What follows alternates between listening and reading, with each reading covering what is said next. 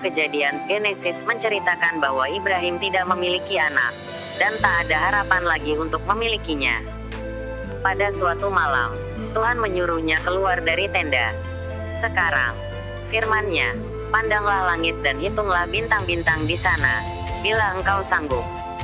Ibrahim pun menatap langit dan terdengarlah suara, sebanyak itulah anak keturunanmu nanti.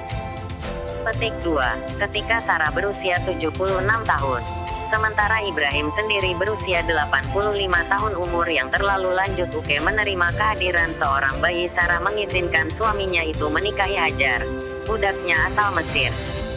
Meskipun demikian, perasaan cemburu tumbuh juga di antara majikan dan budaknya sehingga Hajar menjadi sasaran kemarahan Sarah. Hajar hanya mampu mengadukan segala deritanya kepada Tuhan. Maka, Tuhan mengutus seorang malaikat untuk menyampaikan pesan kepadanya. Aku akan memperbanyak keturunanmu yang tak terhitung jumlahnya. Sang malaikat juga berkata, berbahagialah, kamu akan dikaruniai seorang anak. Namailah Ismail karena Tuhan telah mendengar penderitaanmu. Hajar lalu menemui Ibrahim dan Sarah dan menyampaikan apa yang dikatakan malaikat.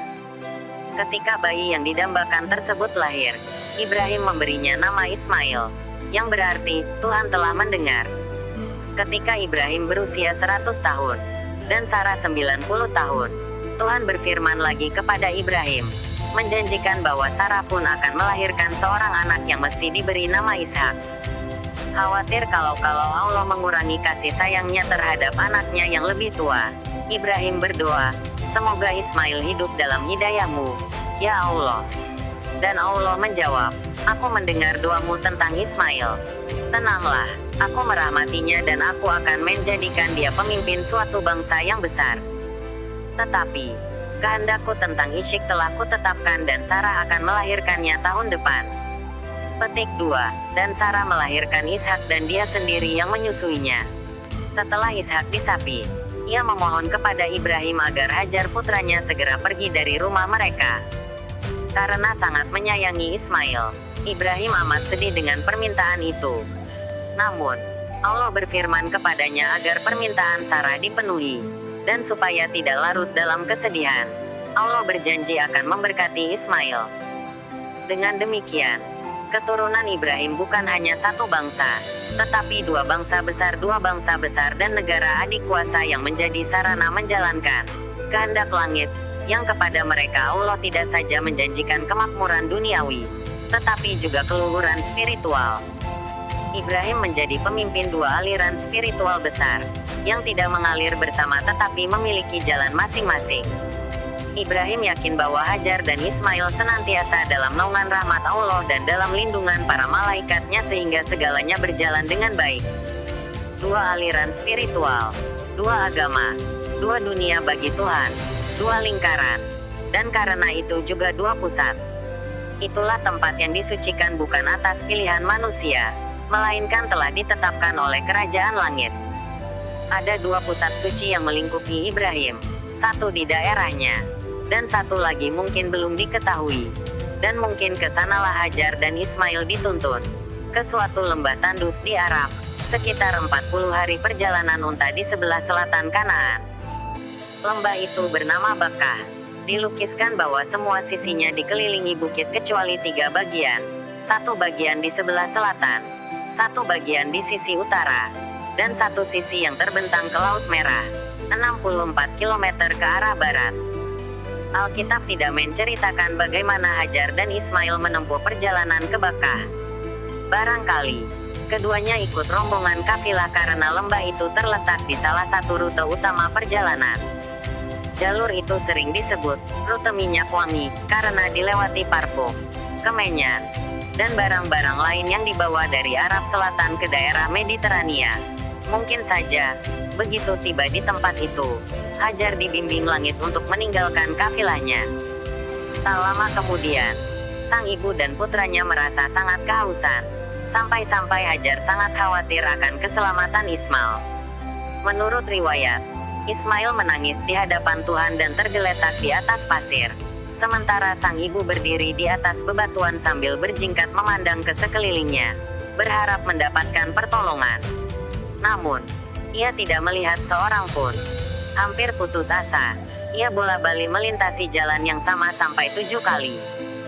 Akhirnya, ketika ia duduk istirahat di dekat sebuah batu karena sangat lelah, datanglah malaikat menemuinya. Dalam kitab Kejadian diriwayatkan, dan Allah mendengar suara seorang bayi itu dan mengutus malaikat surga untuk menemui Hajar dan berkata, "Apa yang membuatmu susah, Hajar? Jangan takut, Tuhan telah mendengar suara bayimu di tempat ia berbaring. Bangkit dan angkatlah bayimu dan gendonglah dengan tanganmu. Dia akan menjadikannya pemimpin bangsa besar." Dan Tuhan membukakan matanya, dan Hajar menyaksikan mata air yang menakjubkan. Mata air itu memancar dari gundukan pasir yang disentuh tumit Ismail. Tak lama kemudian, daerah itu menjadi suatu perkampungan karena memiliki sumber air yang sangat bagus dan menakjubkan. Mata air itu dikenal dengan nama Zam-Zam. Kitab Kejadian diwahyukan kepada Ishak dan keturunannya, yang tidak lain dari garis keturunan Ibrahim.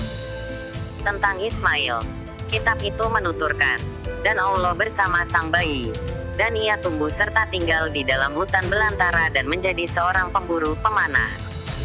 Setelah itu, nama Ismail hampir tak pernah disebutkan kecuali cerita bahwa Ismail dan Ishak bersama-sama mengebumikan ayah mereka di Hebron.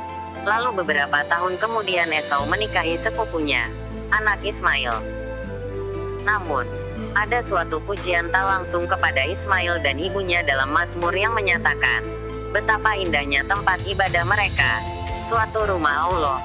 Juga ketika bercerita tentang keajaiban Zam-Zam yang membuat mereka senang melintasi perkampungan itu, segala rahmat Allah bagi pemimpinnya, yang kekuatan jiwanya menjadi jalan bagi orang-orang yang melakukan perjalanan ke Mekah dengan aman. Petik 2. Ketika Hajar dan Ismail telah sampai di tujuan, Ibrahim masih hidup 75 tahun lagi, dan beliau mengunjungi putranya di tanah suci tempat Hajar dituntun itu. Al-Quran menyatakan bahwa Allah menunjukkan kepada Ibrahim tempat yang jelas, di dekat sumur Zam-Zam, tempat ia dan Ismail harus membangun rumah suci di atasnya. Bangunan itu disebut Ka'bah, kubus sesuai dengan bentuknya, memiliki 4 sudut yang menunjukkan 4 arah mata angin. Namun, sebenarnya benda yang paling suci di sana adalah sebongkah batu, yang menurut riwayat, dibawa Jibril kepada Ibrahim dari suatu tempat di dekat Abu Kubaisi. Ketika turun dari surga, batu ini lebih putih ketimbang susu, tetapi dosa-dosa anak Adam telah membuatnya hitam. Batu hitam tersebut kemudian diletakkan di salah satu sudut Ka'bah.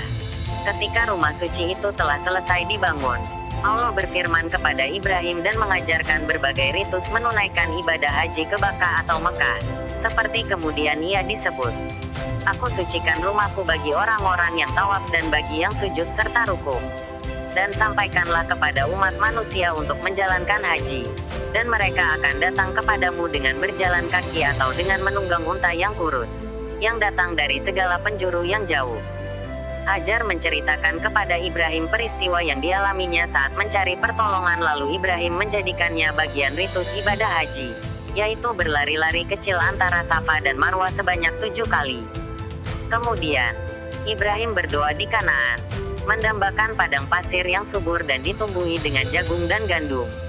"Ya Tuhan, sesungguhnya aku telah menempatkan sebagian keturunanku di lembah yang tidak mempunyai tetumbuhan di dekat rumahmu, Bait Allah, yang dihormati. Ya Tuhan, hal itu agar mereka mendirikan salat. Maka jadikanlah hati sebagian manusia untuk cenderung kepada mereka dan limpahkanlah rezeki berupa buah-buahan. Mudah-mudahan mereka bersyukur."